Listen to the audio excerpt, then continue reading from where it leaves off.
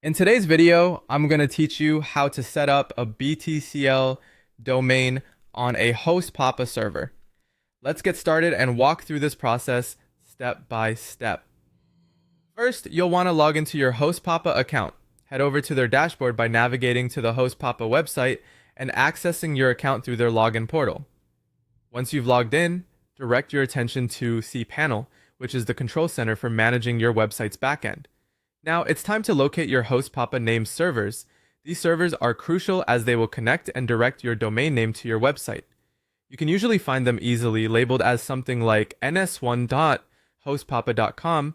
Once you've got your name servers copied, it's time to log into your BTCL domain account. You will need your domain account credentials for this part. Navigate to the BTCL domain portal and enter your login details. After successfully logging in, locate the domain settings or DNS management section. This step is essential for updating your domain's name servers to connect them with HostPapa's servers. Inside the domain settings, you will find a section labeled for name servers. Replace the current name servers with the default HostPapa name servers that you copied earlier. Be sure to double check your entries. Accuracy is crucial here. After this, click Save or Update to apply the changes. This adjustment will now start the process of pointing your BTCL domain to your HostPapa server. With the settings saved, return to your HostPapa cPanel. Once there, head over to the Domains section. Here, you will decide whether your domain is a new addition, in which case you'll use the Add-on Domains option, or an alias. Simply enter your BTCL domain name and choose the document root folder for the add-on domain, or leave it as default for alias.